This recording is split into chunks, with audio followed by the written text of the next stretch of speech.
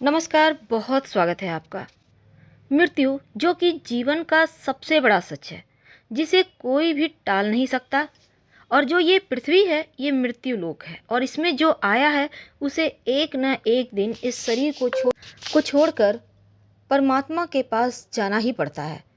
तो फिर भी मनुष्य इस संसार में आकर भौतिक सुख सुविधाओं के मोह में पड़ जाता है और मृत्यु के बाद भी इन वस्तुओं का लगाव इनसे खत्म नहीं होता।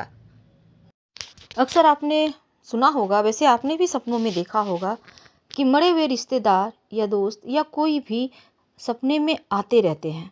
माना जाता है कि जो लोग उस लोक को जा चुके हैं और जो कभी जीवित लोगों के संपर्क चूँकि नहीं आ सकते हैं मरे हुए लोग, लेकिन मृत लोग नींद की अवस्था में, सुषुप्ता अवस्था में हमसे संपर्क करते हैं।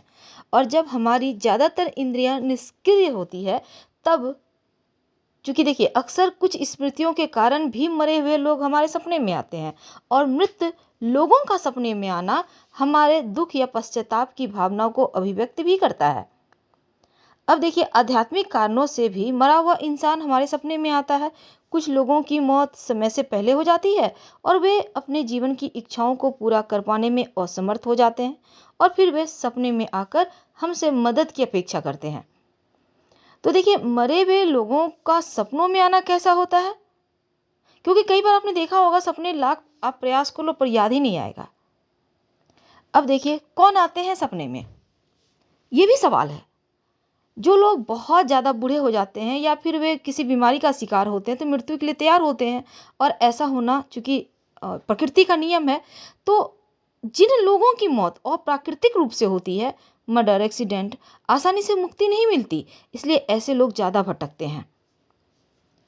अब देखिए हम चूंकि टॉपिक रखे हैं आज कि मरे हुए लोगों की कौन सी वस्तु का उपयोग नहीं करना चाहिए, लेकिन एक बात हमेशा ही याद रखिए, आपके अगर सपने में मृत परिजन आते हैं तो आप तुरंत ही किसी पंडित जी, पुजारी जी से आप संपर्क कीजिए, उनको बताइए कि आप कैसा सपना देख रहे हैं।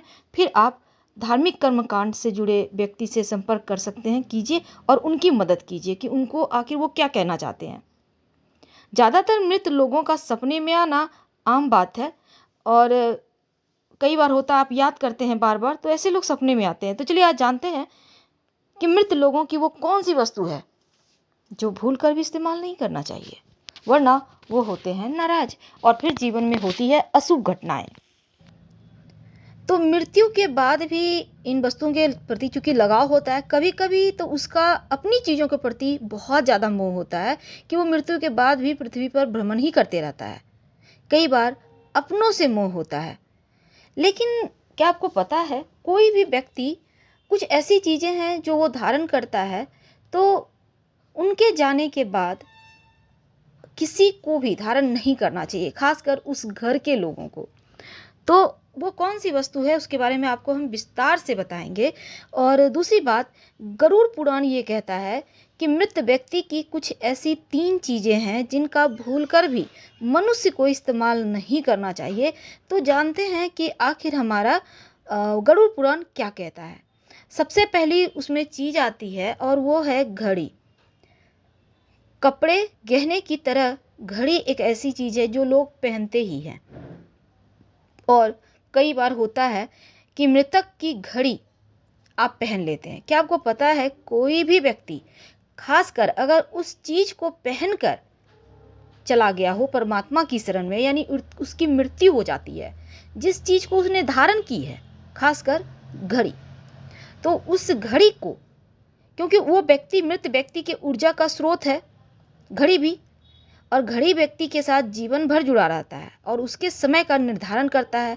तो जो व्यक्ति अच्छे और बुरे समय का लेखा जोखा रखता है, इसलिए व्यक्ति की मृत्यु के बाद भी घड़ी में उसकी सकारात्मक नकारात्मक ऊर्जा बसी होती है।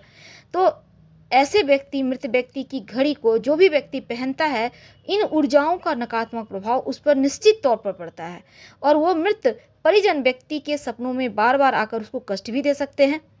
इसलिए अगर कोई घड़ी पहन के जिसकी मृत्यु हो चुकी है, उस वस्तु से मोह ना करें, बल्कि आप उस घड़ी को दान दे दें, किसी को दे दें, ज़रूरतमंद को, या फिर आप घर में ही कहीं रखना चाहते हैं तो रखिए, लेकिन पहनिएगा मत।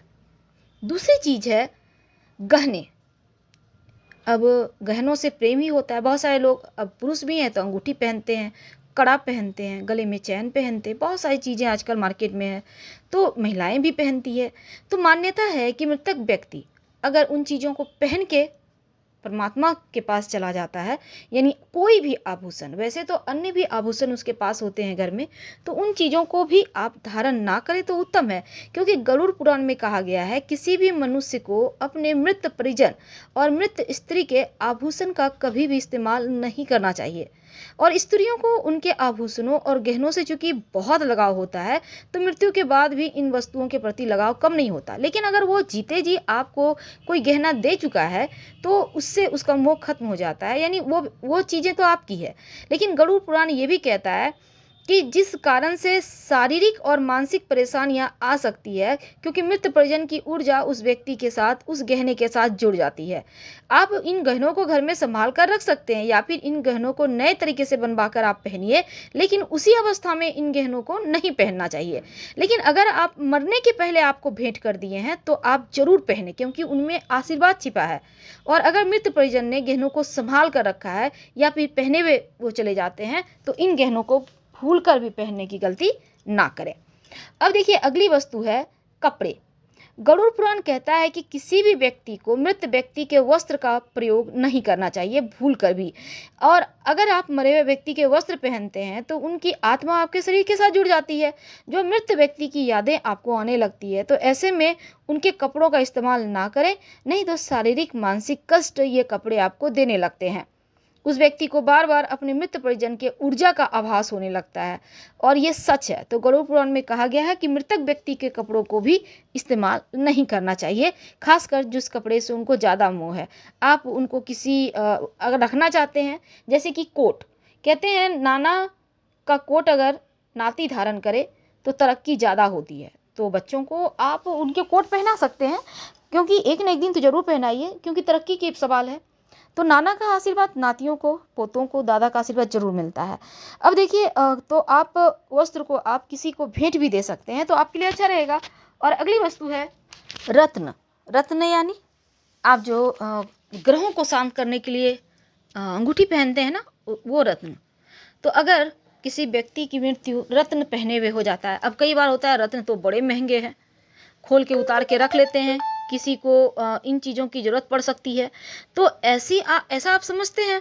लेकिन क्या आपको पता है अगर कोई व्यक्ति उन रत्नों को पहनकर खासकर चला गया है, तो उन रत्न को आप धारण ना करें, क्योंकि रत्न क्या होता है, निगेटिव प्रभावों को सोख लेता है और पॉजिटिव प्रभावों को देता है।